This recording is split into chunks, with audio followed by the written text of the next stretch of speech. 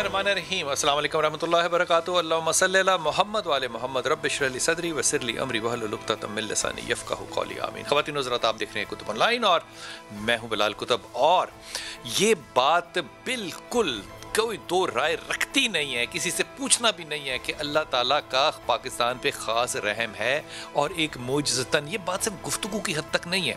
एक वो इसी तरह ना यकीन करने वाला यहूदी था, वो नबी पाक सल्लल्लाहु अलैहि वसल्लम के पास चला गया और उसने कहा कि नबी, अगर ये गुटली जो मैं आपको दे रहा हूँ खजूर की, अगर ये रात को आपने लगाई और अगले दिन सुबह जो है वो पौधा निकल आया तो मैं इस्लाम कबूल कर लूँगा, जो कि नामुमकिनात में से था। उसने दी, जाके नबी के साथ वो गुटली जो है वो उस बाग में लगा दी जहाँ मदीना में उसको चाहिए थी। तो रात को वो गया तो उसको थोड़ा सा शक था। उसने कहा कि कहीं ये ना हो कि कोई भी ऐसी वजह हो सके कि कहीं ये नबी साबित हो जाए तो सुबह पौधा निकल आए। उसने रात को जाके गुटली भी निकाल ली वहाँ से। जब सुबह वो नबी के पास गया सल्लल्लाहु अलैहि वसल्लम के पास मुस्कुराता हुआ, तो उसने कहा कि चलें फिर देखें आपका जो दरख्त रात को क्या। वो वहाँ गए तो वो दरख्त ना सिर्फ के तनावर था बल्कि फल से लदा हुआ था। और जब उसकी खजूरें खोली गईं, इन खजूरों को कहते हैं सखल, सीन खेलाम, सखल खजूरें जो खोली गईं, इन खजूरों में बीज नहीं था, गिटक नहीं थी। आज भी ये खजूरें मदीना में उस बाग में उगती हैं जिनके अंदर खजूरों के अंदर गिटक नहीं है। लेकिन फिर सोचने की बात यह है कि अक्लमंद लोग मेरी तरह सोचते हैं ना कि फिर ये आगे पौधे कैसे चलते हैं। अल्लाह ने क्या निज़ाम बदल दिया, अल्लाह ने उसके पत्तों को जो दरख्त से नीचे गिरते हैं उनको बीज बना दिया और उस दरख्त की नस्ल आगे चलती है। अल्लाह का नबी जब मुइज़ा करना चाहे तो इस पे कोई रुकावट आगे हायल हो ही नहीं सकती। लेकिन ये बात भी कहना बिल्कुल मुनासिब होगा कि मैं और आप उस वाहिद नस्ल में से हैं जो दुनिया के अंदर एक नियो एक नई तब्दीली, नए वक्त को आते हुए अपनी आंखों से देख रहे हैं। इसलिए मास्क आपके लिबास का हिस्सा होगा आइंदा आने वाले वक्त में, इसको याद रखिएगा। एक दूसरी लहर जो है ये ज़बरदस्त तरीके से आई, हम उसके लिए कितने तैयार थे इल्म नहीं है। वैक्सीन जो है वो हल्के हल्के से पाकिस्तान की तरफ आ रही है, अमेरिका में लगनी शुरू हो गई है। इंग्लैंड ने तबाही मचा दी और जुमला जो हमने सुना उसने हमारे दिलों के अंदर खौफ पैदा कर दिया कि अब कोविड ने अपनी शक्ल को बदल लिया, इसको हम कहते हैं म्यूटेशन। उसने म्यूट करके अपने आप को मुबैना तौर पर 70 गुना ज्यादा तेजी से फैलाना शुरू कर दिया। इसलिए इस वक्त सारी दुनिया जो है वो बर्तानिया से, खुसूसन इंग्लैंड से, लंदन से कट ऑफ है, बंद कर दिया। ना कोई जा रहा है ना कोई आ रहा है। जो मसाइल पैदा हो रहे हैं वो तकरीबन वैसे ही हैं जो कि हिंदुस्तान में मोदी के लॉकडाउन करने की वजह से हुए थे। वैक्सीन कितना असर करेगी, पाकिस्तान में वैक्सीन कब आएगी, इन पे बातें करेंगे। लेकिन एक साथ बात ये भी करेंगे कि यूनिवर्सिटी और स्कूल बंद हैं, उनका क्या बनेगा इम्तहानों का और निज़ाम तालीम का। हमारे साथ हैं डॉक्टर अशरफ निज़ामी साहब। अस्सलाम वालेकुम सर। अस्सलाम वालेकुम सर। अस्सलाम वालेकुम। डॉक्टर साहब से तो बात होगी कि हमारे अस्पताल कितने तैयार हैं इन चीज़ों के लिए। डॉक्टर जावेद अकरम है हमारे साथ, डॉक्टर ज़करिया ज़ाकिर जो कि उखाड़ा यूनिवर्सिटी के वाइस चांसलर है, डॉक्टर अतर महबूब जो vice chancellor Islamia university Bahawalpur हैं, और डॉक्टर सईद अख्तर हमारे साथ हैं। सब मेहमानों का बहुत खुशामदीद। डॉक्टर जावेद अकरम हमारे साथ हैं। डॉक्टर साहब ये फरमाइएगा कि इस वक्त ये जो वायरस जिसको हम कह रहे हैं कि ये अपनी हैत को तब्दील कर गया है, कुछ सुनने में आया है कि ये बड़ी नॉर्मल सी बात होता ही है, तो फिर इसमें इंग्लैंड को, लंदन को लॉकडाउन क्यों किया गया, जिसको हम कहते हैं कि नई शक्ल के अंदर में कोविड-19 जो है B117 की सूरत में आया है, नया एक नाम है। ये क्या चीज़ है और क्यों ख़तरनाक है? बहुत शुक्रिया बिलाल भाई। ये अभी आप एक मौजज़ा सुना रहे थे माशाल्लाह, जो और ये भी ये जो हमारी वबा है जिसमें हम कोविड-19 में मुब्तला हैं, पैंडमिक में, इसमें भी अल्लाह ताला की फ़ज़ल से बहुत मौज़े हो रहे हैं। और जो आप कह रहे हैं कि B117 जो वायरस है, ये बेसिकली RNA वायरस है, हमें पता है। और RNA वायरस काफ़ी जो रैपिडली डिवाइड करती हैं, उनमें म्यूटेशंस के चांसेस बहुत होते हैं। अब समझने वाली चीज़ है कि ये वायरस स्विच हुई है from horseshoe bat to human Wuhan में 11 दिसंबर से पहले, जब केस रिपोर्ट हुआ सबसे पहला चाइना में। और उसमें जब ये स्विच हो गई तो फिर ये ह्यूमन टू ह्यूमन ट्रांसमिशन चल रही है। अब ये बहुत बड़ी साइज़ की वायरस है और इसके ऊपर कांटे हैं जो आप देखते हैं, जिनको हम स्पाइक प्रोटीन्स कहते हैं। ये वायरस जो है जो वुहान से स्ट्रेन जब डेवलप हुआ तो उसको स्टडी किया गया कि इधर 39,000 इसकी पॉसिबिलिटीज़ हैं म्यूटेशन की, बिकॉज म्यूटेटिंग पोजीशंस जो इसके आरएनए में हैं वो 39,000 हैं। तो उधर से ये जब चली गई ईरान तो म्यूटेशन आई, फिर उसके बाद ये यूएस चली गई और फिर इटली की और फिर ये पाकिस्तान आई। तो इस वक्त पाकिस्तान में क्योंकि हमारी यूनिवर्सिटी स्टडी कर रही है म्यूटेशन, तो 9 किस्म की स्टेन्स आपको मिलेंगे। अभी जो B117 की आपने बात की उसमें एक चीज़ ये हुई कि आज से कुछ 2.5 हफ्ते पहले म्यूटेशंस हुई और 17 म्यूटेशंस तो नहीं कहेंगे, वेरिएंट्स हैं, क्योंकि कुछ एस प्रोटीन्स में आई, कुछ इसके इंटरनल म्यूटेशंस आई। 5 म्यूटेशंस थी, बाकी सारी वेरिएशन आई इसके डीएनए में। तो ये इसकी जो अजीब चीज़ हुई कि वो एकदम आई एकदम, और ये साउथ अफ्रीका में पहले रिपोर्ट हुई, उधर से इटली से ये ऑस्ट्रेलिया और अब यूके में में एकदम इसने अपस्केल हुई। पिछले से ज़्यादा खतरनाक क्यों कहा जा रहा है इसको? जी हाँ, देखें इसकी 3-4 वजूहात हैं। ये डेंजरस तो उससे ज़्यादा नहीं है, जिसको हम वायरस की विरुलेंस कहते हैं कि वायरस आपको शरह मौत बढ़ाएगी या नहीं बढ़ाएगी जिन लोगों को लगेगी, ऐसा हमारे पास अभी कोई एविडेंस नहीं है। ये उतनी ही विरुलेंट है जितनी बुनियादी स्ट्रेन था। लेकिन ये ख़तरनाक इसलिए है कि जैसे आपने बिल्कुल सही कहा कि ये 50 टाइम्स ज़्यादा पॉसिबिलिटी है कि ये पेडली स्प्रेड करेगी, इसकी जो स्प्रेड। और दूसरा ये जो कांटे हैं जो मैंने बता रहा हूँ, कांटों की बहुत बड़ी एक अहमियत है इस वायरस में, क्योंकि इस वायरस ने हमारे सांस के ज़रिए जाना है और लंग्स में ACE2 रिसेप्टर्स हैं, एंजियोटेंसिन कन्वर्टिंग एंजाइटिक एंजाइम, इसने उसको अटैचमेंट होना है। तो ये असेंबली सिस्टम जो है ये इम्पॉर्टेंट है। तो इसने असेंबली सिस्टम को अपस्केल किया है तो अटैचमेंट होने के चांसेस ज़्यादा हो जाते हैं। तो इसका मतलब ये है कि जब अगर इंसान इसको इनहेल करेगा तो ज़्यादा वायरस उसकी बॉडी में दाखिल हो जाएगी, उसके जिस्म में खून में दाखिल हो जाएगी, जिसकी वजह से और तीसरी चीज़ ये है कि इसने इम्यून सिस्टम में वेरिएशन की है आपके, और अब ये इसकी प्रिडिक्शन यानी कि ये ज़्यादा बच्चों को और यंग एडल्ट्स को, टीनेजर्स को ज़्यादा अफेक्ट करने के इसके चांसेस हो गए हैं। तो इन वजूहात से, जैसे वुहान में जब ये आई थी वबा दिसंबर 2019 को, तो वुहान को लॉकडाउन कर दिया गया था कि होपफुली चाइना में नहीं फैलेगी। ऐसा हम नाकाम रहे, फिर चाइना में को लॉकडाउन किया गया तो फिर पूरी दुनिया में पेंडेमिक फैल गई। सही साहब, आप इस वक्त अमेरिका में, सबसे पहले तो ये बताइए कि अमेरिका में भी क्या पैनिक है कोविड का, क्योंकि वो डेवलप्ड मुल्क है, वहां पे हालात कैसे हैं इस वक्त? हालात अच्छे नहीं है अमेरिका में भी। अब पैनिक तो यहाँ पे इतना नहीं है, लेकिन बड़ा कंसर्न बहुत ज़्यादा है और लोग स्टडी कर रहे हैं। इसमें एक करेक्शन कर दूं कि ये जो आपने 70 मरतबा कहा ना, 70 मरतबा नहीं, 70% है। यानी अगर एक को होनी थी तो अब एक शायद 7 को होगी।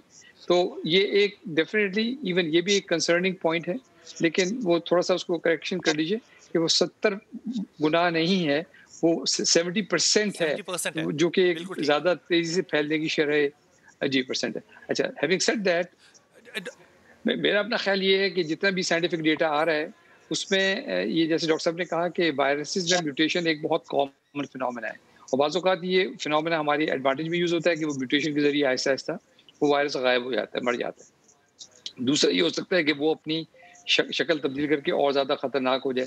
तो अभी इस सारे उस पर मैं समझता हूँ जितना भी डेटा है वो बड़ा प्रीमेच्योर है, और इसमें हमें बिल्कुल भी पैनिक करने की ज़रूरत नहीं है।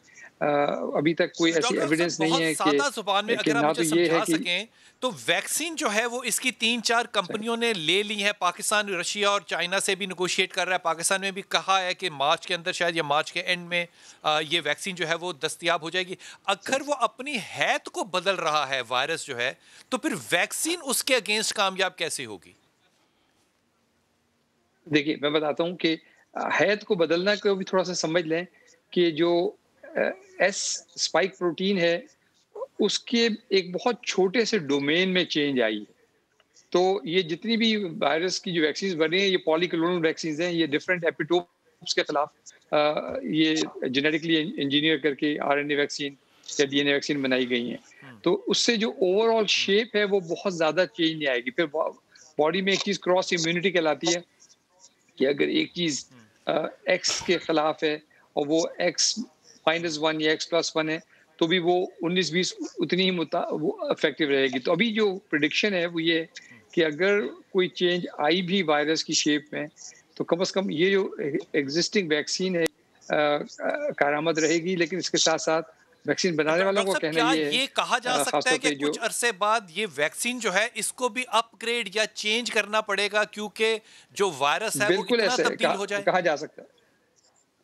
और अच्छी बात ये है जो mRNA टेक्नोलॉजी है कि वो 2 से 6 हफ्तों में नई वैक्सीन तैयार कर सकते हैं depending on the changing virus. तो ये अल्लाह का शुक्र है कि अब हम साइंस के उस दौर में हैं, या इल्म का वो लेवल हमारे पास है, जो कि बदकिस्मती से मुस्लिम उम्मा के पास तो नहीं है, लेकिन हम अभी भी ये इल्म जो है वो गैरों से मांगते हैं। तो वो चीज़ अभी भी है, और वो डॉक्टर साहब, आप कह के टेक्नोलॉजी ना दिल ऐसी जो है है ना कि वो मेरा इतना बड़ा शेर जितना कर दिया, ये मुस्लिम उम्मा के पास नहीं है, लेकिन क्योंकि हम भी वो एक नजरियाती मुस्लिम उम्मा का हिस्सा है, तो ये हमारे पास है, ये बड़ी अच्छी बात है। मैं रिलीजियसली फॉलो करता हूं इंटरनेशनल मीडिया के साइंटिस्ट को, जो कि वो बात करते हैं कि कोविड का जो सिलसिला है वो कैसा चल रहा है, और मैं पूरी ईमानदारी से एज अ नॉन साइंटिस्ट ये बात कह रहा हूं कि वो लोग कई दफ़ा पाकिस्तान को रेफर करते हैं। मैंने परसों एक आदमी को सुना, उसने कहा कि पाकिस्तान में तकरीबन 15,000 लोगों को इस वैक्सीन पे टेस्ट के लिए डाला गया है, जो कि बहुत सेहतमंद बात है। ये बात बड़ी आला है, ये बात बड़ी आला है। लेकिन डॉक्टर अकरम से इस पे बात करूंगा, लेकिन पहले डॉक्टर अतहर आपकी तरफ आता हूं। डॉक्टर साहब, ये फरमाइए कि अब अगले चंद माह तो यूनिवर्सिटियां खुलने, स्कूल खुलने का कोई चांस नहीं लग रहा, क्योंकि वो विंटर वेकेशंस आ जाएंगी और बंद रहेंगी।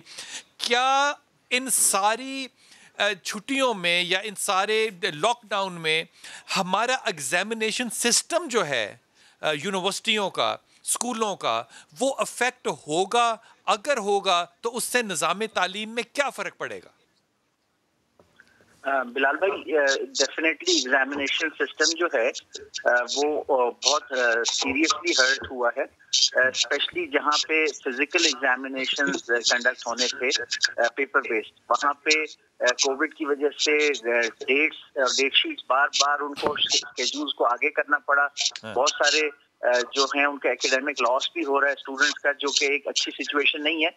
और उससे निपटने के लिए फिर जो ऑनलाइन एग्जामिनेशंस हैं वो लेके आए गए हैं। और अब ऑनलाइन में भी एक होता था कि प्रॉक्टर्ड या मॉनिटर्ड ऑनलाइन की जो आप अपनी प्रेमिसेस में कंडक्ट करते थे, अब उस मोड में चले गए हैं कि जो घर से बैठ के बच्चे ऑनलाइन एग्जाम्स लेंगे, और उसमें जो प्रॉक्टरिंग टेक्निक है वो वेब कैम के जरिए होगी। तो एग्जामिनेशंस डेफिनेटली अगर कंडक्ट होंगे भी तो वो एक डिग्रेडेड एनवायरनमेंट में कंडक्ट होंगे, जहां उनकी इंटेग्रिटी को उस लेवल तक तो नहीं इंश्योर किया जा सकता जो एक सुपरवाइज एनवायरनमेंट में एग्जाम होता है। लेकिन अब हमारे पास ऑप्शंस बहुत ज्यादा नहीं है। लर्निंग ने भी हिट लिया है। ऑनलाइन लर्निंग से ये है कि लर्निंग डेफिनेटली प्रोसेस तो कंटिन्यू किया है, लेकिन चूंकि ये एक चेंज था मेजर, तो इसमें शुरू के जो फेजेस हैं, शुरू के महीने हैं, इसमें उस तरह क्वालिटी नहीं आ सकती, क्योंकि लर्निंग प्रोसेस से गुजर रहे हैं, ट्रेनिंग प्रोसेस है, फैकल्टी का ट्रेनिंग प्रोसेस है, स्टूडेंट्स की एडजस्टमेंट है इस ऑनलाइन मोड से। तो व्हाट वी शुड होप कि हम ज्यादा बेहतर तरीके से लर्निंग को भी मैनेज करेंगे, मॉनिटर करेंगे और कंडक्ट करेंगे, और एग्जामिनेशंस को भी। लेकिन डेफिनेटली एक डिग्रेडेड मोड में, और जहाँ पे लेबोरेटरी और फिजिकल ट्रेनिंग रिक्वायर्ड थी, उसने तो डेफिनेटली बहुत सीरियस हिट लिया, क्योंकि वो तो कंडक्ट हो ही नहीं पाई। डॉक्टर अतहर, आपने बड़ी अच्छी बात की। डॉक्टर ज़करिया, ये फरमाइए कि दुनिया जहान इस बात को फेस कर रही है। डॉक्टर अतहर ने जैसे बात फरमाई कि हम डिग्रेडेड एग्जामिनेशन की तरफ जाएंगे, तो ऑक्सफोर्ड, हार्वर्ड भी डिग्रेडेड एग्जामिनेशन की तरफ जाएंगे, या उनके पास कोई हमसे बेहतर निज़ाम है जिसको कि वो फॉलो करके अपने आप को ए लेवल पे रख सकते हैं, अगर हम बी लेवल पे? मिसाल दे रहा हूँ ये बात की। देखें बिलाल साहब, बात यह है कि जैसे अभी हमारे इंतहाई फाजल डॉक्टर साहिबान ने बताया कि वायरस जो है म्यूटेट होता है, अपनी माहियत तब्दील करता है। मेरा ख्याल है सोसाइटीज़ को भी इसी तरह अपनी स्ट्रेटजीज तब्दील करनी है। इस पेंडेमिक में, इस चैलेंज में वही सोसाइटी सर्वाइव करेगी जो फ्लेक्सिबल है, जो अपनी आदत, जो अपनी जो स्ट्रेटजीज है अकॉर्डिंगली चेंज करती है। यहाँ एक बड़ा पॉजिटिव पहलू है कि इस पेंडेमिक में मैंने देखा है कि एजुकेशनल इंस्टीट्यूशंस में जो ऑनलाइन जो है एजुकेशन का प्रोसेस है वो बहुत हद तक सक्सेसफुल रहा है। अब इसका फ़ायदा ये है कि एक नया कल्चर इमर्ज हुआ है। मैं तो हमेशा आर्गू करता हूँ कि देखें वो जो पहले वाला कल्चर था ना कि रोज़ यूनिवर्सिटी में इकट्ठे होना है फिजिकली, वो शायद अब पॉसिबल नहीं। इस पेंडेमिक को छोड़ भी दें, भाई कहाँ है आपकी रोड्स पे इतनी कैपेसिटी, कहाँ है आपकी ट्रांसपोर्ट में इतनी कैपेसिटी, कहाँ आपके पास इतनी एनर्जी है। तो टेक्नोलॉजी को यूज करके एक नया कल्चर हमने इमर्ज करना है। तो जो यहाँ पॉजिटिव बात मुझे नजर आ रही है कि आहिस्ता आहिस्ता हम जो इंफॉर्मेशन टेक्नोलॉजी को यूज कर रहे हैं, ये सिर्फ एजुकेशन में नहीं हो रहा, ये हेल्थ में भी हो रहा है, ये बिजनेस में भी हो रहा है, और ये एक जिसे कहते हैं ना, इस ट्रेजेडीज में एक होप का सिनेरियो है। दूसरी बात बिलाल साहब, मैं बड़ी अच्छी बात की डॉक्टर साहब, आपने बड़ी अच्छी बात की। डॉक्टर अत्हर, मैं आपकी तवज्जो इस तरह दिलवाना चाहता हूं क्योंकि अब टीचर जो है वो क्लासरूम के बंद कमरे में सिर्फ तालिब इल्मों के साथ एक्सपोज, वो पूरी फैमिली के साथ, वो पूरी इन्वायरमेंट के साथ एक्सपोज्ड है। आपको लगता है कि ये एक्सपोजर जो है ये बुनियादी तौर पर टीचर की जो फैकल्टी है, जो अपनी एबिलिटी है, उसको एक्सपोज करने के बहाने डेवलप करने का भी एक बहुत बड़ा बहाना होना चाहिए? जी डेफिनेटली ये होना चाहिए। और कि टीचर्स जो हैं इस कोविड क्राइसिस में उनका रोल बहुत इम्पोर्टेंट है, क्योंकि अब उनके पास ये कंट्रोल है कि वो किस तरीके से जो ये कल्चरल चेंज है और जो मेथोडोलॉजी का चेंज है उसको जितना तेजी से टीचर्स अडॉप्ट करेंगे और उसको फिर स्टूडेंट्स को एंगेज करेंगे इस नए एनवायरनमेंट में, तो फिर डेफिनेटली हम ये कल्चरल चेंज लेके आ सकते हैं इन अ सक्सेसफुल वे। बहुत अच्छी बात। डॉक्टर जावेद अकरम, आपकी तवज्जो इस तरफ जाता हूं। ये जो हम एक्सपेरिमेंट कर रहे हैं चाइना और रशिया के वैक्सीन का अपने लोगों पे, और तकरीबन सुनने में आया कि 15,000 से आप एक्सीड कर चुके हैं लोगों को टेस्ट वैक्सीन लगाने में, उसका रिजल्ट देखने में। ये फरमाइए कि आजकल बहुत ज़्यादा मैं ये बड़ी तंजन ये बात आपसे पूछ रहा हूँ, वो कह रहे जी इसके अंदर पता नहीं कौन से अज्जा हैं जो कि इंसान को नहीं लगने चाहिए, इससे इंसान का जहन कुंद हो जाएगा। ये जो सारी गुफ्तगू हैं कि वैक्सीन सेफ नहीं है, इस पे मुझे एक जुमला फरमाइए। देखें, सोशल मीडिया जो है वो बहुत मुश्किल है, शुतर बेमहार है उसको कंट्रोल करना। तो वो तो कुछ भी कह सकते हैं, लेकिन देयर इज़ नो एविडेंस।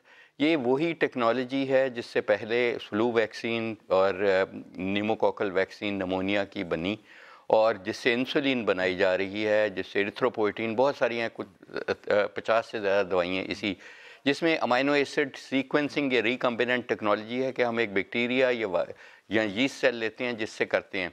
ये जो कैंसिनो की, जिसका हम इस हफ्ते अगले हफ्ते हम कंक्लूड कर देंगे ट्रायल पाकिस्तान में अल्हम्दुलिल्लाह 18,000 लोगों का, और ये उसी से बनी है। डॉक्टर जावेद अकरम, बहुत शुक्रिया, मैं छोड़ पे जाऊंगा। 18,000 बहुत बड़ा नंबर है, लेकिन उन लोगों से सोशल मीडिया पे, खास तौर पे वो लोग जो कि बहुत ज़्यादा मोहब्बत रखते हैं हलाल और हराम के फतवे देने में बगैर किसी वजह और तहकीक के, उनसे खुदा के वास्ते दरख्वास्त करूंगा कि इसको हलाल और हराम के ज़ुमरे में मत डालें।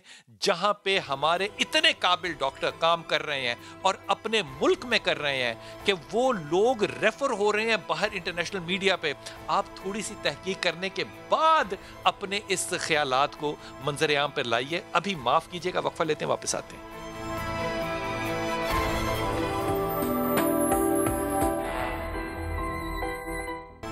बिस्मिल्लाहिर्रहमानिर्रहीम। डॉक्टर साहब, इस वक्त आप हॉस्पिटल्स में दिए जाते हैं, आप इन्वॉल्व हैं, आप इनकी सोशियो पॉलिटिकल एक्टिविटीज़ में इन्वॉल्व हैं। आपको लगता है कि इस वक्त हमारे हॉस्पिटल जो हैं वो पिछली वेव, जिसको हम फर्स्ट वेव कहते हैं, और सेकंड वेव में बेहतर इक्विप्ड हैं टेक्निकली? देखिए बिलाल साहब, मैं अगर इजाज़त दें तो पहले तो आपकी आज सालगिरह समा की गालिबन, तो मैं आपको मुबारकबाद देना चाहूँगा। बहुत शुक्रिया। और आपके तवस्सुत से आज हमारे लिए दो अजीम हस्तियों के लिए दिन भी हैं। एक हज़रत यसू मसीह के लिए मैं समझता हूँ कि नबी हैं हमारे, और हर हम जिस अक़ीदे और जिस मसलक से भी हों, हमारे लिए एक मुबारक दिन है ये भी। और सबसे बड़ी बात जो मैं समझता हूँ कि वो हज़रत कायद आज़म अलैहिस्सलाम के लिए, मेरे लिए जो है समझता हूँ, not as a father of a nation but as a leader of the humanity, मैं समझता हूँ कि आज उनके लिए भी आपके साथ ये चाहूँगा शेयर करना। हमारे यहाँ जो अभी हमारे मतलब साइंटिस्ट हजरात बता रहे थे कि कोविड-19 के हवाले से कि जैसे म्यूटेशन और प्लस वैक्सीनेशन का प्रोसेस चल रहा है, अभी डॉक्टर अताउर रहमान साहब ने फरमाया, एक मैं ऐसी देख रहा था कि कराची के अंदर 2 या 3 केसेस के लिए, वो केसेस जो कि बरतानिया के साथ हुए हैं, हमारे यहाँ कराची के अंदर भी unfortunately that has been landed. It is Ataur Rahman साहब के साथ। और मैं समझता हूँ ये कोई अचंभे की बात नहीं होगी कि आज दुनिया के अंदर जिस किस्म की वायरस फैलती है, और जैसे नवंबर दिसंबर के अंदर फैली पिछले 2019 के अंदर चाइना के एक छोटे से शहर के अंदर, और उससे बढ़ के पूरी दुनिया जो उसके साथ फैल गई, तो हमारे साथ भी ऐसा कोई आने को ख़तरात हमारे साथ मौजूद हैं। मई जून के अंदर मतलब यू हैव बीन एविडेंट, और हम सब ने देखा कि किस तरीके से ये वायरस जो है बहुत तेज़ी से फैली, पूरी दुनिया के अंदर फैली और पाकिस्तान में भी फैली।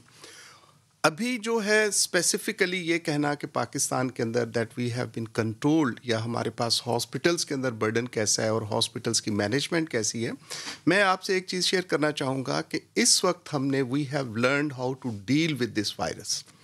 उसके साथ ऐसा हुआ है कि पूरी फैमिलीज़ हैं जो कि इफ़ेक्टेड हैं, और अभी तो वो टेस्ट भी नहीं करवाते। They get their treatment at their home, और सेल्फ मेडिकेशन का अब जो रवाज और ट्रेंड चल गया वो वाला। हॉस्पिटल्स के अंदर हमारे जो केसेस आ रहे हैं, if I compare with the May June July के साथ जो हमारे साथ थे, अभी हमारे साथ सीरियस पेशेंट्स आ रहे हैं।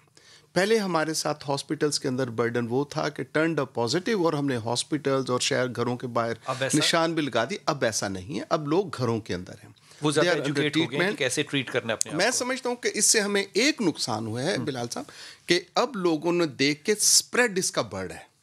स्प्रेड ऐसे बढ़ है कि एक आदमी, ना तो हमें पता है कि who is positive, who is negative, ना उसने टेस्ट करवाया, सेल्फ मेडिकेशन भी कर रहा है, और चूंकि ये है कि 96-95% ये सेल्फ ट्रीटेड वायरस है, इसके साथ कोई ये नौज़बिल्लाह ऐसा नहीं है कि आइसोलेट नहीं हो रहा, उस तरह से आइसोलेट नहीं हो रहा, तो वो जो उसके साथ वो बढ़ने के लिए। अभी जो हम देख रहे हैं कि 2-4 हफ्ते के बाद हमारे यहाँ एक कंडीशन आएगी, खदशा है मुझे कि जो कि हमारे लिए हॉस्पिटल्स के ऊपर बर्डन होगा। अभी तक अल्हम्दुलिल्लाह, लेकिन अभी चूंकि हॉस्पिटल, लेकिन सवाल आपके पास छोड़ के जा रहा हूं मैं कि हमारे पास इस वक्त जितनी डेथ्स हो रही हैं, पिछले साल इसी टाइम के अंदर इससे 3 गुना कम डेथ्स थी और पैनिक था। इस वक्त डेथ्स ज्यादा हो रही हैं, मैंने वही और लेकिन रेशो लोगों के अस्पताल में जाने की क्यों कम है? ये पिछले 24 घंटों में 111 डेथ्स हुई हैं, जब पिछली दफा ये दिन था तो 33 डेथ्स थी, और मुल्क जो था वो कंप्लीटली लॉकडाउन था। अब क्या हो गया? डॉक्टर अतर, आपकी तरफ आ रहा हूं। डॉक्टर साहब, यूनिवर्सिटी के अंदर जो हम जिस निज़ाम की तरफ अब जा रहे हैं, आइंदा आने वाले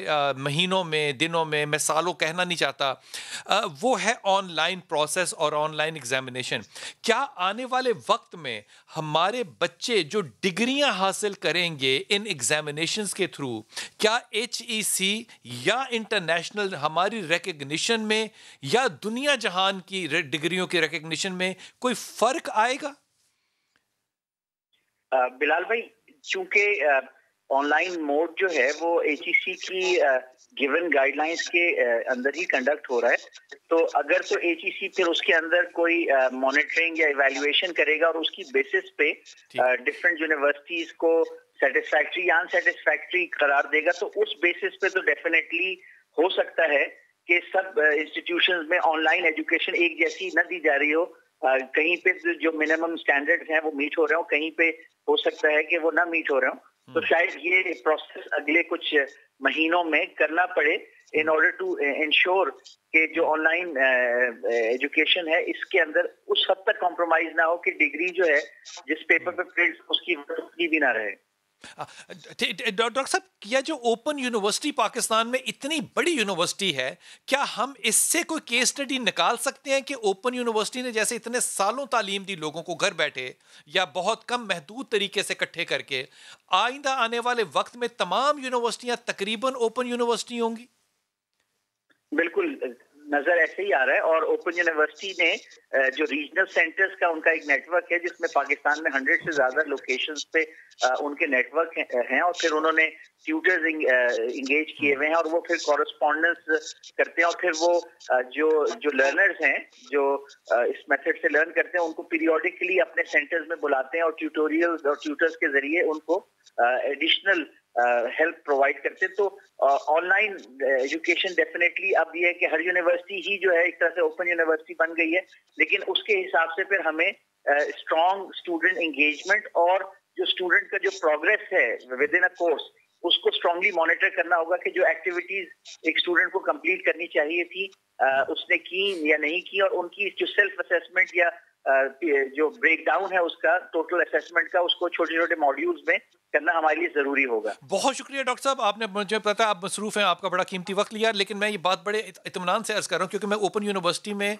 पढ़ाता रहा हूँ। ये मुझे पता है कि उनका निज़ाम कितना अच्छा है और एग्ज़ाम लेने का तरीका जो है वो कितना अच्छा है, वो ऑलमोस्ट एट पार है। लेकिन क्योंकि वो ओपन है यूनिवर्सिटी, लेकिन वो हमारी आम यूनिवर्सिटियों से ज़्यादा बड़ी यूनिवर्सिटी है। डॉक्टर सईद साहब, ये फरमाइए कि आइंदा आने वाले वक्त में आप पाकिस्तान को कैसा देख रहे हैं कि इस वक्त हमारी जो नंबर ऑफ डेथ्स हैं डॉक्टर सईद वो बढ़ रही हैं, लेकिन जो रेशियो और प्रोपोर्शन हॉस्पिटल्स में लोगों के जाने का है, लोड का है, वो कम है और संजीदगी बिल्कुल ही कम है।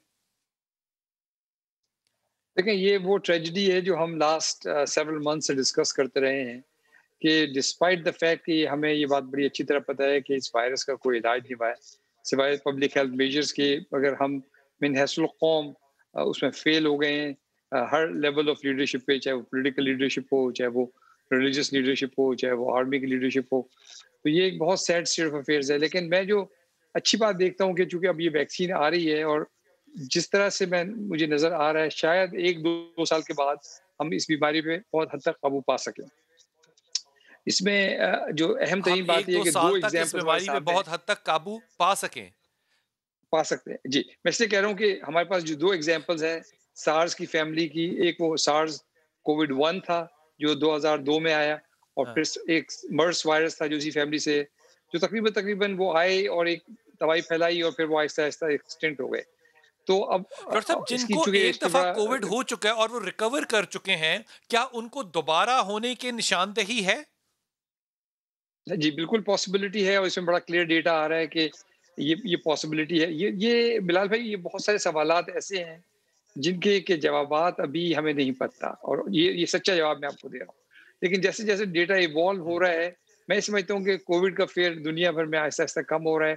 वैक्सीन के आने से लगता है कि कोई लॉन्ग लास्टिंग इम्यूनिटी शायद पैदा हो हमारे अंदर। कितनी लॉन्ग लास्टिंग होगी ये वक्त बताएगा। हो सकता है हमें उसकी मल्टीपल डोजेज जो हम 1 या 2 डोजेज की बात करें, रिपीट बूस्टर्स देने पड़े, ये भी हो सकता है वायरस अपनी शक्ल बदले और हम उसके साथ साथ, तो मतलब ये कांस्टेंट चेज रहेगी हमारी और वायरस की। ये यानी सुकून से बैठने वाली बात नहीं है। लेकिन मुझे अब कुछ लाइट नजर आती है at the end of the tunnel के इंशाल्लाह नेक्स्ट कपल ऑफ इयर्स में चीजें इतनी बुरी नहीं होंगी। मैं छोटा सा वक्फा लूंगा, वापस आऊंगा। डॉक्टर सईद ने बड़ी बात की कि देखिए अभी तक चेचक है, टीबी है, इन्फ्लुएंजा है, इन सारी चीज़ों के हम बचपन से बच्चों को वैक्सीन लगाते हैं और अल्हम्दुलिल्लाह इनके जो सक्सेस रेट हैं वो ऑलमोस्ट 99.99% हैं। इसलिए अगर ये वैक्सीन आ जाती है और हमें लगानी भी पड़ती है, या शायद एक ज़माना ऐसा आए कि बच्चों को भी लगानी ये पैदाइश से शुरू कर दी जाए, लेकिन दुनिया इस वक्त इसको हैंडल कर सकती है। लेकिन ये कहने के बाद यकीन कीजिए, मास्क का, सोशल डिस्टेंस का और हाथ धोने का कोई नेमुल बदल नहीं है। वापस आइए बात करते हैं।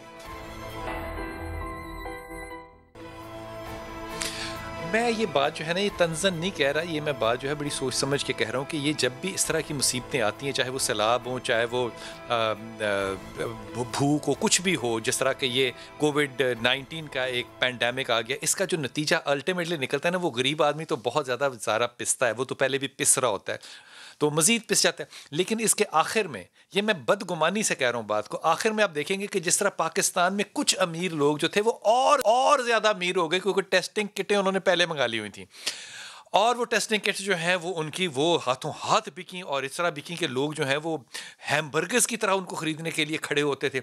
इसी तरह जब ये वैक्सीन होगी, आएगी पाकिस्तान में, तो यकीन कीजिए दुनिया जहान के अंदर ये बात सच होगी कि बहुत से लोग जो हैं वो अमीर से अमीर तर हो जाएंगे और गरीब को क्या करना पड़ेगा। मेरा गुमान ये है कि जब वैक्सीन आएगी तो ये गवर्नमेंट हॉस्पिटल्स में फ्री लगेगी गुरबा को, लेकिन सब लोगों को ये नहीं लग सकेगी। लोगों को बहरहाल ये मार्केट से खरीद के लगानी पड़ेगी, जिस तरह के आजकल अदरवाइज हम खरीदते हैं और वैक्सीन्स लगाते हैं।